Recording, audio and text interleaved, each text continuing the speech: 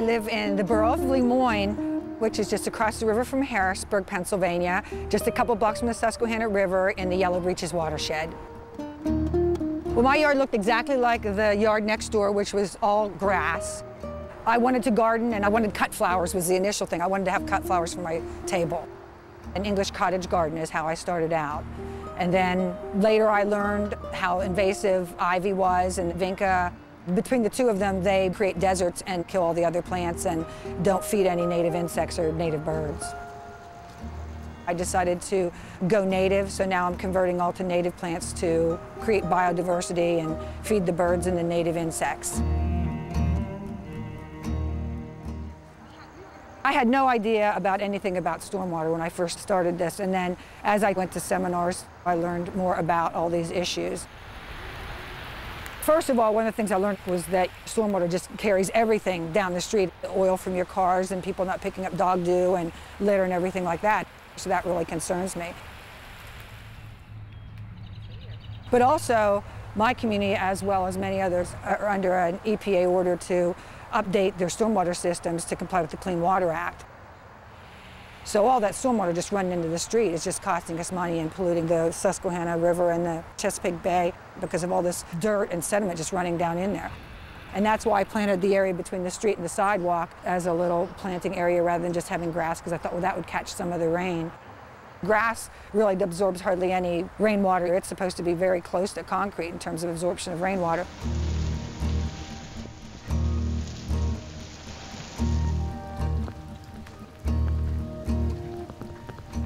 And also I planted a rain garden from my downspout to collect some of my stormwater too, which is a huge way that homeowners can affect that problem.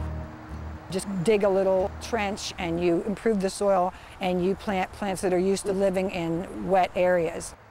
Native grasses and shrubs and trees, they have deep roots, so they create areas for the water to flow down into the water table so that our aquifers are refilled and the water doesn't flow off of your property. It stays on your property and feeds your plants. Like a foot deep. I'll show you how to cut these grasses back in the spring. So like we talked about, we cut them back once you see this green here. Of course, everybody wants to have a no-maintenance garden.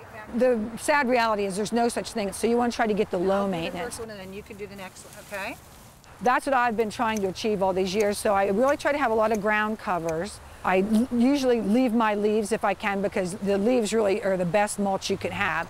And I try to plant things that I can just cut back once a year. Native plants, you should not cut them back in the fall. You should leave them there for winter interest because they do create really pretty scenes. But also, the birds can eat the things in your garden over the winter if you don't clean it up. And the native insects, a lot of times, lay their eggs in the stalks of plants. So I really don't do too much maintenance. My neighbors are out mowing their lawns every week in the summer, and I just don't go out in the summer when it's too hot, other than to, you know, get my vegetables and cut some flowers.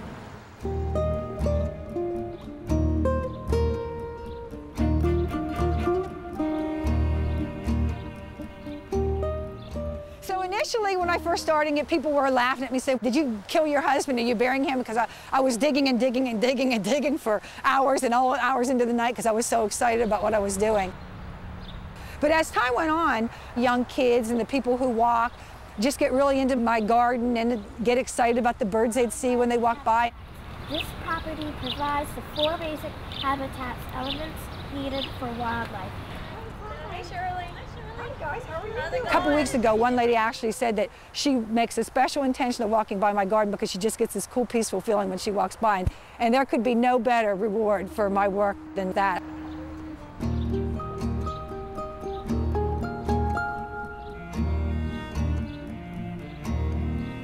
I think a good way to start would be to create a small rain garden from your downspout. Do it a little bit at a time so that it's manageable, and just create beds. You can create beds at the corner of your property. A lot of people have created a combination garden where you have a lawn for your kids to play in, and then they can be surrounded by these buffers of native planting and rain gardens and things like that with a lawn. There's no reason you can't have both. My garden has become a wonderful educational tour for my neighbors and my friends.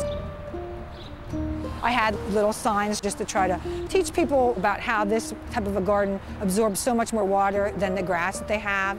I don't think people are aware of the stormwater concerns, and it's going to cost us millions of dollars to, to take care of it, make sure it's not polluting our bay. All right, you want to try this one? Sure. Here we go. All these little edges around here then, too. It's been really exciting to, have people really enjoy it and appreciate it after the initial skepticism. In fact, one of the ladies down here at the corner just started planting her area between her street and her sidewalk, so that made me really excited that I might have inspired someone. And we'll see you guys later. See you guys. Bye-bye.